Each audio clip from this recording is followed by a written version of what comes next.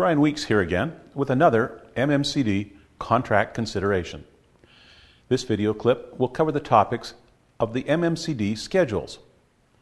The MMCD includes 4 types of schedules with which everyone using the documents must be familiar.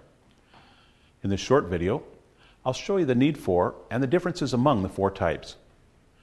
We'll also look at how a schedule gets adjusted, and finally, what sanctions can be imposed regarding schedule failures.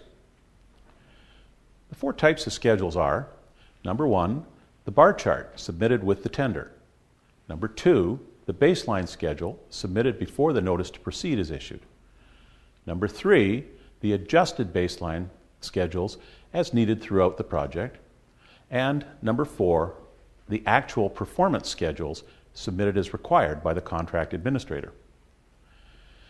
The preliminary construction schedule, the bar chart, which is submitted by every bidder as part of the tender package, is intentionally simplistic. The tender author will show a few key activities and the contract milestones. Then the bidder will fill in the proposed sequence for the activities. The intent is to make this a go, no-go test for the tender award evaluation team. That is, if the bidder does not commit to complete by the required milestones, the tender must be discarded as non-compliant. Keep it this simple so as not to waste the bidder's time preparing a complicated submission. The successful bidder will do that later. The second required schedule is the baseline schedule. It is submitted by the successful bidder within 15 days of the notice of award. The level of detail required for this schedule will vary depending on the complexity and the scale of the project. This submission must be approved by the CA to confirm that it will provide enough detail for the CA to evaluate the actual progress during the project. The document thus becomes the basis for comparison to evaluate if the contractor is on schedule during the project. The CA may not require extreme levels of detail be provided or that specialized software be used for this schedule unless those criteria were specified in the tender documents. Nevertheless, this is a critical schedule for the future administration of the project, so it warrants proper attention from both sides.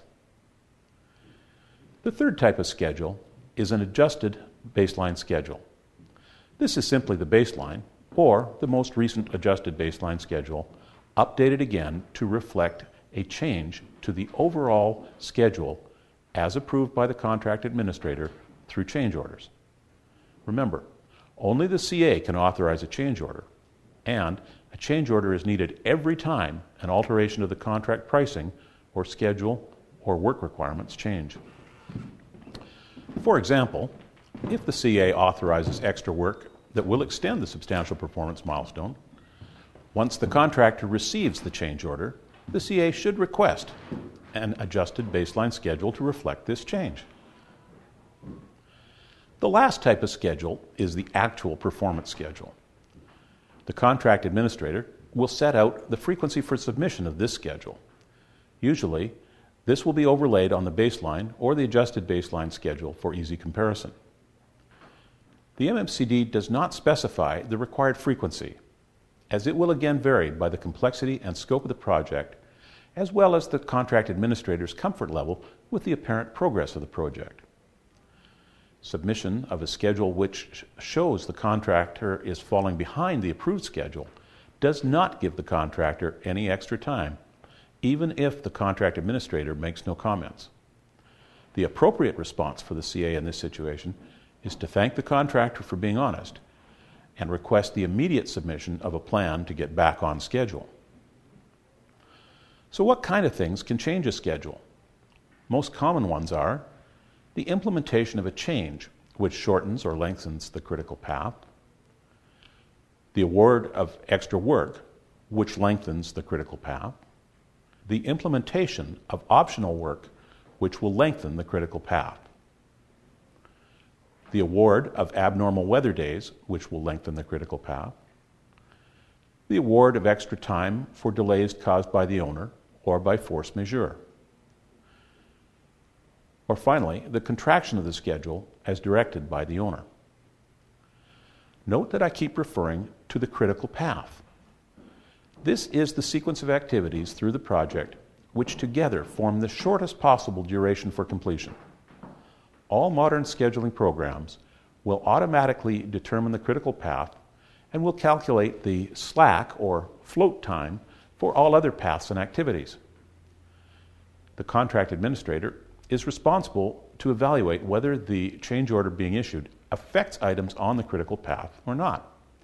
If so, then an extension or retraction of the related milestone date, which is usually the substantial performance date, must be determined.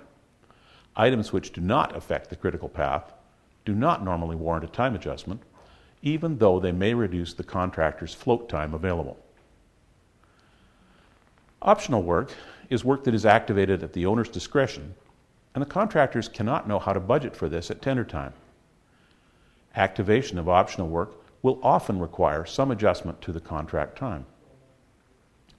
For example, assume a significant quantity of work is left as optional work during tendering due to the owner's inability at that point to confirm if the budget will be available.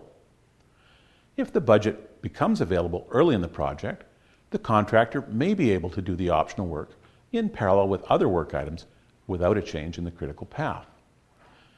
If, however, the budget becomes available late in the project, it may well be too late to incorporate this optional work without a time extension.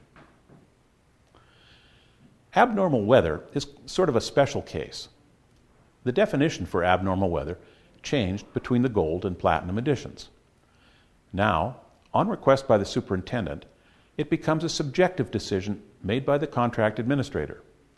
The CA must evaluate not only whether the condition could be considered abnormal, but also the total impact of weather on the job. For example, a single bad storm may affect site conditions for many days.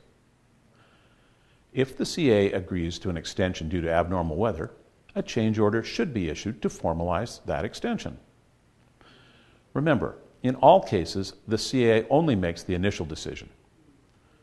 Any such decision can be referred to the dispute process by either party, as long as notice is given within 10 days. Force majeure is the situation where a delay is created which is not the fault of either party. In this situation, or when a contractor is delayed by actions or inactions of the owner, CA, or any of the representatives or agents of the owner, the CA must issue a change order adjusting the contract time.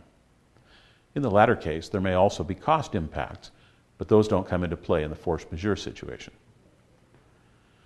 Now, what about sanctions?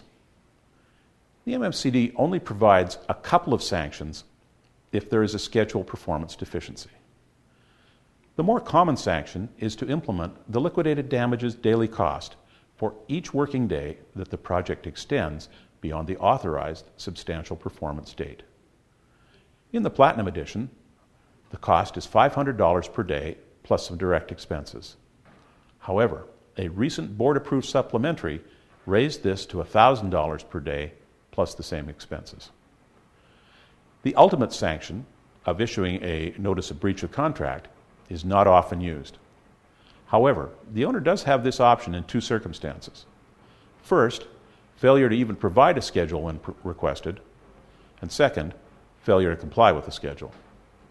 Clearly, this is a drastic solution, and therefore one that the contract administrator and owner must consider carefully, perhaps with specialist advice regarding the bonding and legal implications. So to summarize, the MMCD provides for 4 types of schedules, all of which are submitted by the contractor. The preliminary construction bar chart schedule at tender time, the baseline schedule after notice of award, the adjusted baseline as change orders affecting the schedule are issued, and 4, the performance schedules as required by the contract administrator. Schedule milestones are always and only adjusted via change orders. The change order may be issued for changes in extra work, optional work activation, abnormal weather delays, force majeure effects, or owner-caused delays or accelerations. Finally, the MMCD provides only 2 types of sanctions for schedule problems: liquidated damages when completion is delayed, or breach of contract implementation if a schedule is not submitted or followed. I hope this has helped clarify this contract consideration. Please check our website for further assistance and to see what other topics are presented in this series. Thanks for watching.